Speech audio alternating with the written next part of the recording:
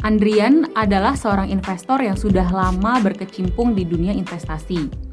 Dia belajar berinvestasi sendiri, mulai dari melakukan riset, men-screening calon perusahaan tempat dia akan berinvestasi, hingga memilih perusahaan tempat dia menginvestasikan sahamnya. Pada suatu hari, salah satu perusahaan tempat dia menanamkan saham, PT Maju ke Depan, dikabarkan akan mengalami kebangkrutan. Sehingga Andrian berencana untuk menjual sahamnya di sana setelah ia mempelajari berita kebangkrutan perusahaan tersebut.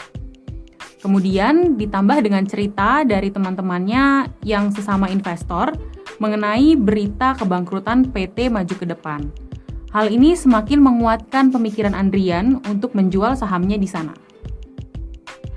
Namun beberapa hari kemudian, muncul berita yang menyebutkan bahwa PT Maju ke Depan mendapat suntikan dana dari salah satu saudara direktur perusahaannya.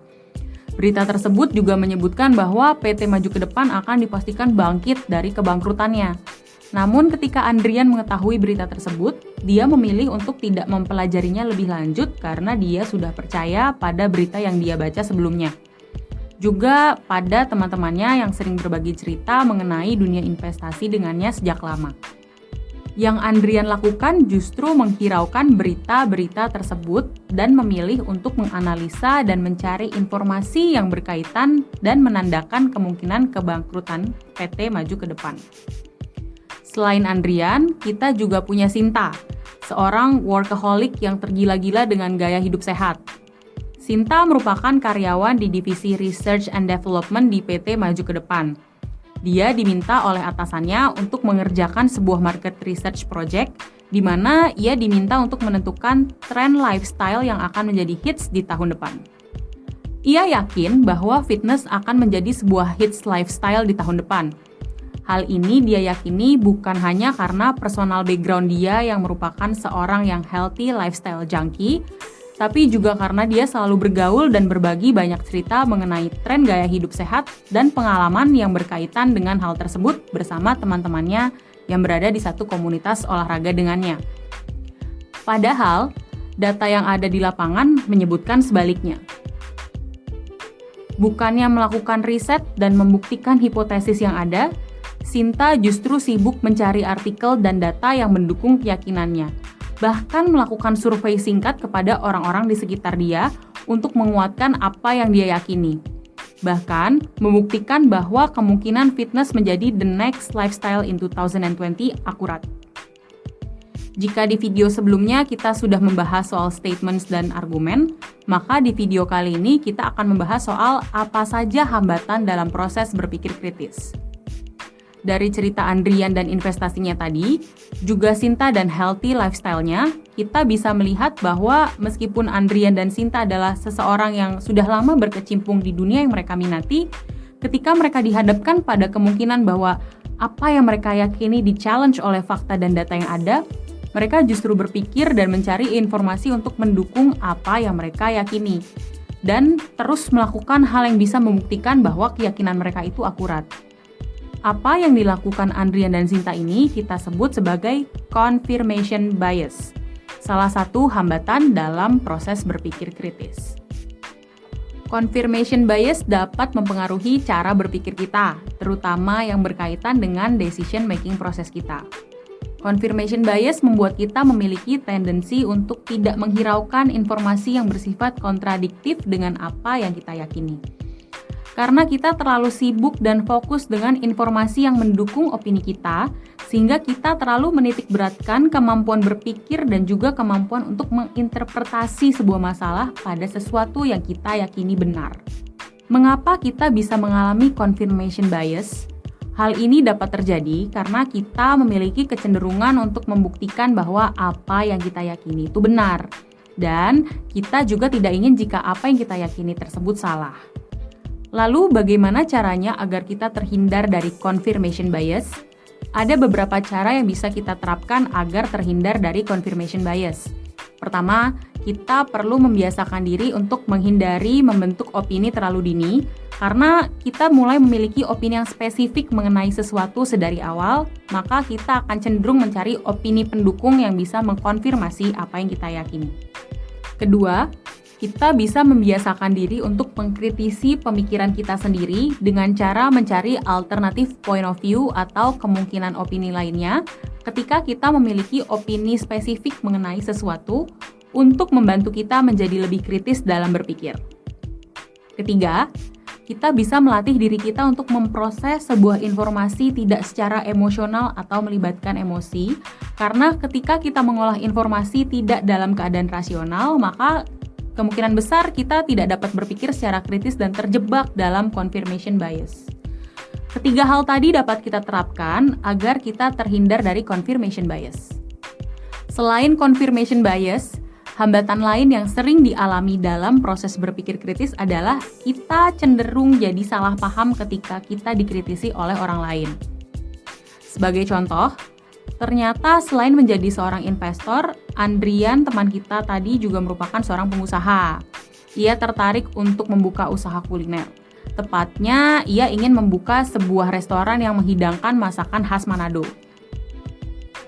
Lalu di dalam prosesnya, ia mencoba membuat hidangan Manado sendiri dan meminta temannya, Sasa, untuk melakukan food testing sebelum ia menyusun menu makanan untuk restorannya. Ketika Sasa mencicipi masakan yang dihidangkan, Andrian menanyakan pada Sasa tanggapannya mengenai masakan Andrian. Sasa mengatakan bahwa masakan yang dibuat Andrian terasa cukup lezat. Selain itu, bentuk penyajian masakannya cukup menarik, dan porsi yang dihidangkan juga tidak terlalu berlebihan untuk dinikmati satu orang. Sasa hanya memberi sedikit saran seperti memberi varian rasa pedas pada menu sambal roa dan ayam rica-rica yang dihidangkan Andrian.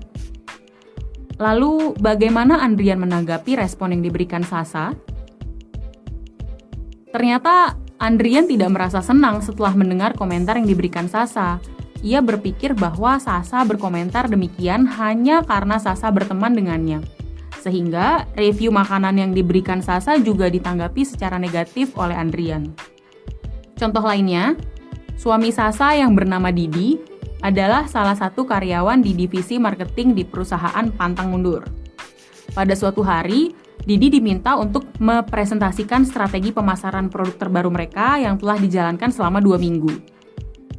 Selama 2 hari sebelum presentasi, ia sibuk mempersiapkan materi presentasi dan mengecek, double check, bahkan triple check semua materi yang sudah ia siapkan. Berkali-kali ia melihat apakah semua data penjualan sudah lengkap disajikan. Ia juga mempersiapkan jawaban-jawaban untuk kemungkinan pertanyaan yang akan ditanyakan manajernya setelah ia menyelesaikan presentasinya. Sehari sebelum Didi presentasi, beberapa koleganya menyaksikan bagaimana ia begitu serius mempersiapkan materinya. Didi pun meminta kolega-koleganya untuk melihat materi presentasi yang ia siapkan. Ketika sudah selesai dilihat, kolega-koleganya serentak mengatakan bahwa Didi tidak perlu khawatir mengenai presentasinya, karena Didi adalah karyawan dengan kemampuan mengolah dan menyajikan data paling hebat di divisi marketing. Mereka juga mengatakan bahwa Didi juga merupakan orang yang paling detail-oriented, persuasif, dan jago bernegosiasi.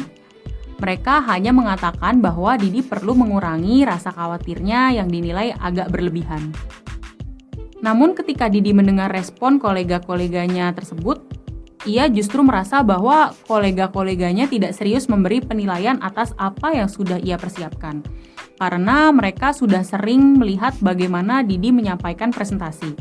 Sehingga Didi tidak merasa bahwa ia mendapatkan kritik dan saran yang bisa ia evaluasi kembali sebelum presentasinya. Nah, dari cerita Andrian dan Didi tadi, kita bisa mengetahui bahwa mereka tidak menganggap komentar yang diberikan oleh orang lain sebagai sesuatu yang positif dan konstruktif. Hal ini mungkin sering kita alami dalam kehidupan sehari-hari tanpa kita sadari. Padahal, kritik, saran, dan komentar merupakan sesuatu yang dapat kita analisa, evaluasi, dan kritisi kembali. Lalu mengapa kita memiliki kecenderungan untuk jadi salah paham terhadap komentar yang diberikan orang lain kepada kita? Itu karena kita merasa bahwa ketika kita meminta orang lain untuk berkomentar, maka komentar yang muncul tersebut diasosiasikan sebagai suatu hal yang perlu dibalas dengan defensif. Jadi, bagaimana kita bisa mencegah agar diri kita tidak mudah salah paham dengan kritik dan komentar yang diberikan orang lain kepada kita? Kita bisa mulai dengan cara membiasakan diri untuk menerima komentar dan pelan-pelan menganalisanya. Yang artinya, kita tidak langsung bersikap reaktif terhadap statements yang diucapkan orang lain kepada kita. Kemudian, kita juga perlu membiasakan diri kita untuk menganalisa dan mengevaluasi komentar orang lain tidak hanya dari satu sudut pandang saja. Jika seseorang memberi komentar kepada kita, maka kita perlu memposisikan diri kita sebagai orang yang berkomentar dan menganalisa komentar tersebut dari sudut pandang orang yang berkomentar. Tidak cukup hanya itu saja, kita juga bisa mencoba untuk menempatkan diri kita bukan sebagai siapapun yang terlibat dalam diskusi yang terjadi. Hal ini dapat membantu kita untuk menjadi lebih rasional dan mampu mengkritisi sebuah masalah dengan objektif. Ketika kita membiasakan diri untuk belajar menjadi objektif, kita akan jadi lebih mampu untuk berpikir kritis.